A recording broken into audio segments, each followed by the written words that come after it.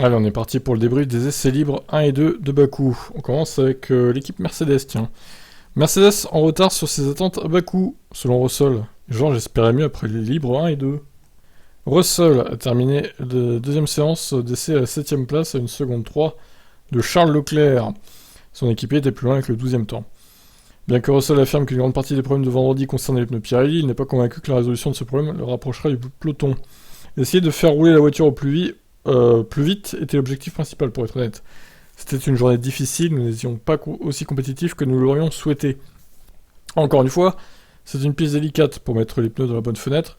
Vous voyez avec un certain nombre de pilotes leurs tours les plus rapides arriver juste à la fin du relais, alors que Ferrari et Red Bull semblent pouvoir les mettre directement en température. Pour le moment, ils ont juste une voiture intrinsèquement plus rapide que nous, et avons fait tout ce que nous pouvions pour essayer de leur rattraper le retard aujourd'hui. Même si nous sommes demain totalement en contrôle des pneus, nous n'allons pas combler complètement cet écart. Ils sont tout simplement trop loin devant. C'est donc probablement 50% de nos problèmes. Le reste n'est que le manque de performance que nous avons pour le moment. On va se pendre avec George. Bon, Lewis, est-ce qu'il est plus positif? Il n'a pas les mêmes problèmes que Russell apparemment. Il faisait des expériences en EL2, il testait le savant fou Lewis Hamilton testait des trucs sur sa voiture. Bon. Alors, la W13 recevait des évolutions importantes à Barcelone qui permettaient à l'équipe de réduire fortement les rebonds. Mais ceux-ci faisaient leur retour à Monaco en raison de la nature bossée du tracé urbain. Le septième champion du monde parlait alors de vibrations insupportables. Mais il est donc plus optimiste pour ce week-end. Il y a eu beaucoup de travail effectué. J'espère que cette piste n'est pas aussi bossée qu'à Monaco. Mais nous allons nous en rendre compte très vite. Comme tout le monde l'a dit, nous avons besoin de moins d'appui, ça devrait donc être mieux, du moins j'espère. Bah oui, de toute façon tu as roulé là, Lewis. Nous sommes évidemment plus performants sur des circuits plus fluides. Par exemple à Barcelone, c'était mieux pour nous. Les circuits ouverts sont généralement moins bosselés. Celui-ci, Bakou, est assez bossé, donc c'est pas génial pour la caractéristique de notre voiture. Mais ça devrait tout de même bien se passer. La direction que nous avons prise à Barcelone est positive jusqu'ici, je dirais, mais elle ne fonctionne pas partout. Est-ce l'expérience la plus excitante? Non, mais ça permet au moins à l'équipe d'être unie. Nous devons nous retrousser les manches. La technologie progresse beaucoup, et nous nous rapprochons plus que jamais. Je dirais que nous sommes très unis en tant qu'équipe, et j'imagine que c'est ce qui se passe lorsque vous faites face à l'adversité. Bon, bref, voilà, ça reste très vague. Russell a noté après le livre 2 que Mercedes perdait beaucoup aujourd'hui à cause des pneus. Qu'en a pensé Lewis? Le contraire. Voilà qui ne va pas aider les ingénieurs Mercedes. George a dit ça? Les pneus me donnent l'impression qu'ils fonctionnent bien. Pour moi en tout cas. Aucun problème pour l'exploitation dès le démarrage d'un tour rapide. Je ne peux tout simplement pas vraiment vous dire où on perd une seconde 6 ou une seconde 3 ou quoi que ce soit. C'est loin. Mais une grande partie est en ligne droite, toujours à cause du marsouinage. Nous avons essayé quelque chose d'expérimental sur ma voiture en libre 2. C'était pas terrible, pour être honnête. Mais au moins nous avons essayé et obtenu des données à ce sujet.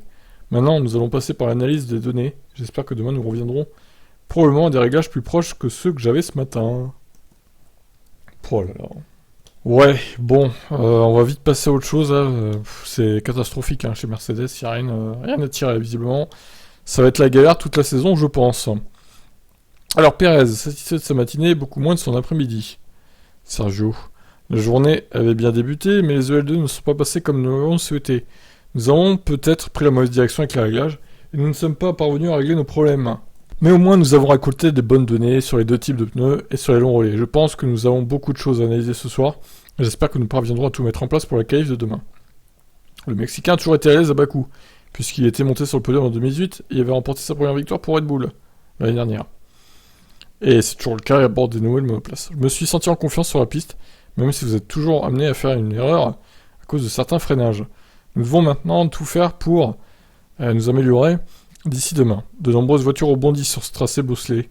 Le Mexicain confirme qu'il était très difficile de freiner sur ses bosses. Légèrement en retrait de son coéquipier lors de cette première journée, Max Verstappen reste très serein pour la suite du week-end. J'étais un peu malchanceux en EL1, puis en EL2, car il y a eu des drapeaux jaunes à chaque fois. Mais dans l'ensemble, tout va bien. Nous avons simplement besoin d'affiner certains détails. Pour une fois, on dirait qu'il est possible de faire fonctionner les pneus sur un circuit en ville après un tour seulement. Ça semble être le cas pour tout le monde. Ouais, sauf Russell, visiblement, car à chaque fois que vous faites une tentative rapide sur le deuxième tour, vous perdez en perfo. Le souci rencontré ce matin au niveau du DRS semble par ailleurs résolu. Nous avons tenté de régler le problème du DRS après les EL1, ça avait l'air de bien fonctionner en EL2. Ok, alors AlphaTauri, ils ont l'air de progresser effectivement, eux aussi. Jusqu'à présent, ça a été incroyable ici à Bakou. J'ai vraiment apprécié cette journée, a déclaré Gasly. C'est une piste vraiment amusante sur laquelle piloter, et sur un circuit urbain, l'adrénaline est beaucoup plus élevée car vous pilotez vraiment à la limite. La voiture est bien ici, je me sentais vraiment à l'aise à bord de la voiture à la fois en EL1 et 2. Donc à ce stade, il y a beaucoup de points positifs. Nous savons que la bataille aura lieu samedi après-midi, une fois que tout le monde exploitera le moteur à fond et trouvera du rythme supplémentaire. Nous devons donc trouver quelque chose de plus ce soir en regardant nos perfos. Jusqu'à présent, je pense que ça va être un bon week-end. Tsunoda a lui aussi terminé dans le top 10 de 2 séances d'essai du jour. Je pense que toute la journée s'est bien déroulée pour nous.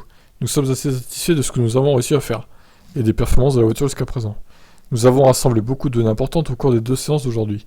Nous allons donc analyser cela avec les ingés ce soir. Nous avons toujours été dans le top 10, et nous semblons solides dans le peloton. J'espère que nous pourrons continuer comme ça demain. Ok, bon bah AlphaTauri, ouais, ils ont l'air plutôt à l'aise aussi eux. Donc il va falloir compter avec eux pour le top 10. Alors, Aston Martin a résolu les problèmes d'équilibre de la MR22. Une journée encourageante pour Vettel et Stroll. Vettel, nous avons une première journée encourageante aujourd'hui. Il y avait énormément de vent pendant les EL1, ce qui signifiait qu'il était très facile de bloquer une roue au freinage ou de prendre une zone de dégagement. J'ai eu quelques-uns de ces blocages, mais sinon c'était une journée plutôt tranquille. Nous avons passé la première session à résoudre quelques problèmes d'équilibre, mais la voiture a commencé à aller dans le sens où on le voulait lors des libres 2. Je pense que nous sommes dans une position solide pour les qualifs de demain. Stroll. Nous avons une journée d'essai réussie et nous avons déjà beaucoup appris et réalisé de bons chronos. Nous sommes prêts et bien placés pour le reste du week-end. Bien que j'ai eu un contact avec un mur, heureusement ça n'a pas affecté notre roulage car rien n'était cassé. Ça fait partie de l'entrée dans le rythme sur ce circuit. Il faut chercher les limites. J'aime vraiment cette piste, elle nous pose un défi amusant. J'ai vraiment hâte de revenir piloter demain. Alors, Alfa Romeo. Bottas est confiant pour pouvoir jouer à Q3. Avec son Alfa Romeo italienne. Vert, blanc, rouge. Comme le drapeau italien. C'est pas très beau le vert quand même. Hein. Je sais pas si ça va rester cette livrée, mais j'aime pas trop perso. Bon alors, Bottas, je ne pense pas que ce résultat reflète notre vraie position. Le fait est que nous avons pas encore nécessairement tous les meilleurs éléments sur la voiture. De plus, lors de mon dernier tour, j'étais en train d'améliorer de 4 dixièmes et j'ai bloqué mes roues et perdu du temps. Sans ça, j'aurais été plus proche. De plus, nous pouvons améliorer la voiture d'ici demain, ça sera extrêmement serré. Nous avons effectué plusieurs changements sur les réglages aujourd'hui. Et en fin de séance, c'était déjà beaucoup mieux. D'après ce que j'ai compris, il y a des nouveautés sur la voiture, mais il n'y en a pas beaucoup. Il y a toujours des risques sur les circuits urbains, j'espère qu'elles nous permettront de progresser. Mais nous devons faire plus que ça. Je suis certain que nous le pouvons, et il est possible d'améliorer les réglages et tout le reste. C'est un tracé très délicat, mais une fois que vous avez les bons réglages, vous pouvez faire de bons temps autour. En tant que circuit urbain, Monaco n'a pas été facile pour notre voiture, mais je pense que nous avons beaucoup appris au niveau des réglages. Je suis donc optimiste pour demain, où nous devrions être en mesure de nous battre pour la Q3. Je pense que la lutte de course devrait, comme d'habitude, être bon. Alors, Zhou, son équipier, ça s'est bien passé. Ça ne s'est bien sûr pas vu lors des courses précédentes, mais en termes de rythme, je suis désormais bien plus proche de mon coéquipier. L'écart s'est réduit. Ouais. Sauf que, bon, il y en avait sous le pied, Bottas. Hein. C'est bien de voir que nous étions proches lors des 2 séances. Demain, il nous faudra plus de vitesse. Je suis confiant de pouvoir progresser d'ici là. Ouais, demain, il y aura encore 5-6 dixièmes d'écart entre les deux. Je prends le pari. C'est sûr. C'est très difficile à Monaco, mais nous avons désormais compris ce qui nous est arrivé là-bas. Évidemment, c'est trop tard désormais. Néanmoins, nous avons à nouveau des courbes très lentes sur ce week-end de course. Le tracé et la surface sont différentes, mais j'étais à l'aise dans la voiture aujourd'hui. Les domaines dans lesquels nous devons progresser sont évidents, et nous avons besoin de davantage de vitesse. Si nous y parvenons, nous devrions à nouveau pouvoir nous battre au milieu de ce peloton serré. Très bien, Zou. Ah ben écoutez, passons à As, autre équipe motorisée par Ferrari. Alors, c'est agréable de piloter sur ce circuit, je l'apprécie, toujours un peu plus excitant d'être sur un tracé urbain, et d'être un peu plus à la limite. La voiture procure de bonnes sensations, mais nous n'étions pas très rapides durant les EL2. C'est une surprise d'avoir autant reculé par rapport aux EL1. En général, on est meilleur en EL2, mais c'était l'opposé aujourd'hui. Nous devons procéder à des analyses et voir ce qui se passe. Je reste positif, cette course est folle, il se passe toujours des choses. Donc ça, si vous l'aurez compris, c'était Magnussen. Qu'on voit à l'image d'ailleurs. Pour Mick Schumacher, le week-end ne pouvait pas plus mal commencer. Et le voici. Fuite d'eau en EL1, et l'Allemand ne prenait le volant que pour les EL2 qu'il a terminé 19ème. Il semblerait que la fuite d'eau ait été provoquée par le lourd rebond dont nous avons souffert du premier tour. Ça a gâché nos plans. C'est la première fois que je ressens physiquement l'effet du rebond. C'est dur pour le corps et aussi pour la voiture.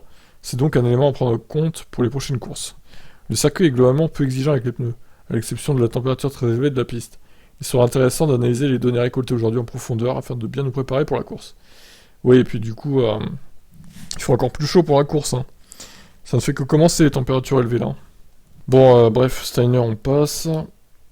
Alors, Alpine. Alonso et Alpine créent la surprise lors des essais libres. Incroyable. Alors, on commence avec Fernando. Avec le vent et le caractère rapide du circuit, les conditions sont souvent délicates ici. Mais je pense que nous avons bouclé un vendredi classique, durant lequel nous avons pu tester certains de nos nouveaux éléments. Il nous faut encore optimiser certaines choses au niveau des réglages avant les qualifs de demain. Cependant, nous semblions rapides aujourd'hui et nous allons travailler cette nuit pour nous assurer de toujours être sur ce genre de rythme demain. Nous sommes performants en ligne droite. Sur ce type de circuit, tout est une histoire de compromis.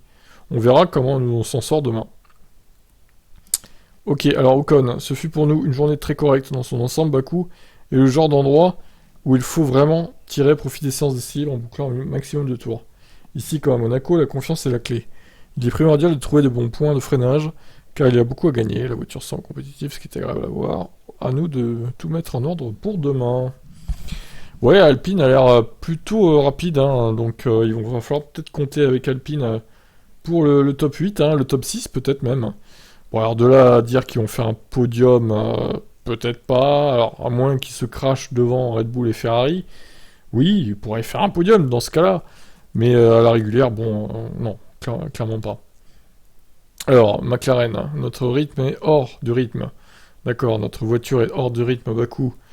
Terrible pour McLaren, ça l'est. Bakou est déjà assez dur en temps normal, mais avec la voiture que l'on a, c'est pire sur les bosses, pire au freinage. Ça rend les choses piégeuses. Il y a aussi du vent, 35-40 km/h, ce qui est difficile dans la voiture. Bon, après, ça, c'est pareil pour tout le monde. Hein.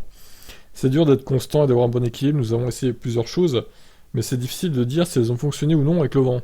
On est un peu hors du rythme, il y a des zones sur lesquelles on doit se concentrer. On ne sait jamais, on fait généralement un petit pas en avant le samedi avant les qualifs. Mais ce week-end, nous ne sommes pas aussi forts que l'on était à Monaco. Il y a des endroits où nous sommes en difficulté. Et c'est pas ce qu'on veut sur ce circuit. J'ai confiance en l'équipe, mais c'est difficile. Hein.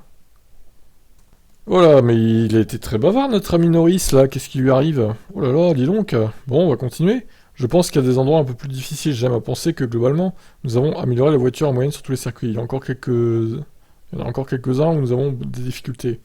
Eu des difficultés la saison dernière, et ils sont différents en termes de caractéristiques de tous ceux où nous sommes allés. Je pense à des endroits comme Zandvoort. Nous devons encore explorer certains types de virages et certaines pistes, mais je veux croire et je suis assez confiant pour dire que nous avons amélioré la voiture dans la plupart des domaines. Et ce dont nous avons besoin maintenant, c'est globalement des évos sur la voiture. Je pense que nous avons été constants, surtout depuis Bahreïn. Peut-être pas Bahreïn, mais depuis, nous avons une voiture qui se comporte correctement sur chaque circuit, ce qui est toujours une bonne chose pour être là à chaque fois, être dans les points. Je dirais que nous étions devant Mercedes à Monaco. Donc autour de la 3ème, 4ème, 5ème, peut-être même 6ème place, c'est un peloton serré. Donc tant que nous sommes à l'avant, je suis heureux. Alors Ricardo, c'était moins piégeux ce soir, mais il y avait énormément de vent en EL1. Et avec les bourrasques, on avait l'impression de ne pas pouvoir rouler droit. Déplore Ricardo, non sans un trait d'humour. Les gens qui regardaient se seront dit qu'on était incapable de piloter en ligne droite. Ah, wow, c'est pas très drôle, hein. Peut mieux faire, Daniel. Il y a d'autres choses de la matinée dont nous étions pas satisfaits. On a fait des changements. C'était mieux et on est dans le peloton maintenant. On est au niveau de la 10ème place de Lando. Pas beaucoup mieux. Ouais, non, t'es encore un peu derrière, hein, quand même. Bon. C'était vraiment plus confortable cet après-midi. Et ce qu'on doit améliorer est assez clair. J'ai d'être demain, il faut que l'on améliore les détails. Après ce matin, c'était des choses plus grosses, mais on était plus à l'aise. C'est plutôt cool, c'est cool, il y aura moins de vent demain, et ça facilitera la vie de tout le monde. C'est imprévisible, surtout dans les virages avec du vent, nos dos. Ça dépend uniquement de la présence de bourrasques. Ce circuit est assez piégeux, on n'a pas besoin de coups de vent à 50 km/h. Mais il faut faire avec, Lando, à un moment donné, voilà, c'est pareil pour tout le monde, le vent, les pilotes qui se plaignent du vent, voilà. Les gars, c'est comme ça, faites avec, quoi, bon, à un moment... Bref, hein, continuons et... Ah non, c'est Ricardo en plus, c'est pas Lando Norris, qu'est-ce que je raconte? Bah, Ricardo, arrête de te plaindre, et sois rapide. Ricardo ne sait pas s'il pourra toutefois viser la Q3 demain. J'entends qu'une demi-seconde de progrès nous placerait 7ème, et je pense que c'est ce que j'avais dans mon tour. Ouais, j'y crois pas une seule seconde, mais vraiment pas. La voiture peut le faire, c'est trop tôt pour le dire, on espère pouvoir y parvenir, mais on verra ce qui se passera. Alors, ce qui se passera, Ricardo, c'est assez simple, tu te feras éliminer en Q2, encore, sûrement 13e ou 14e. Alors, j'ose espérer qu'il passera la Q1 quand même, cette fois, mais bon, ça finira en Q2, hein, pour Ricardo, il n'y a pas trop de doute là-dessus, hein, comme on dit. Bon, eh ben écoutez, Williams, je crois qu'on va conclure après Williams, il me semble. Je revérifierai, mais je crois que si. Williams est très loin de la concurrence à Bakou. Effectivement, ce ne fut pas une journée idéale, car nous avons perdu la majeure partie des Evelins à cause d'un problème électronique. Si la circuit urbain, vous ne voulez pas vraiment perdre de temps de roulage, surtout ici en raison de la confiance qui est nécessaire au freinage. Je pense pouvoir progresser sur un tour, une fois que j'aurai acquis cette confiance. Nous allons travailler ce soir afin de savoir quelle direction prendre sur notre voiture. Nous avons du retard à rattraper, nous allons maximiser chaque moment et nous préparer pour les qualifs. Donc là, c'était Latifi. La journée était correcte, on passe à Albon. C'était un peu compliqué pour nous, mais les sensations au volant de la voiture sont bonnes, notre rythme est assez confus, nous devons comprendre ce qui se passe, nous avons du travail de ce côté-là, nous allons tout analyser ce soir et voir ce qu'il en sortira. Bon bref, les Williams, il n'y a pas de mieux, hein, ça progresse pas, surtout avec des pilotes comme lui là, Latifi, hein, nul Latifi, vraiment. Hein. Allez, on fait un petit dernier point sur les chronos avant de se quitter, pour se rafraîchir la mémoire. Et puis bah du coup, on va se donner rendez-vous demain pour 12 actus évidemment. Et pour les essais 3 qui seront de 13 à 14h et les qualifs de 16 à 17, les mêmes horaires que aujourd'hui vendredi. Donc voilà, écoutez, des essais libres pas très surprenants, on prend un peu les mêmes heures commence. Je suis un peu surpris d'Alonso qui a vraiment très bien placé, alors ça se trouve il était peut-être avide, hein. Attention quand même. On verra si Alpine bluffe ou pas demain en qualif. Et moi, je m'inquiète vraiment pour Mercedes, encore une fois. Est-ce que les deux Mercedes seront en Q3? J'en suis même pas certain, au final. On verra bien, j'espère qu'ils corrigeront leurs problèmes. Bon allez, je vous laisse sur ce, à demain, bonne soirée, ciao.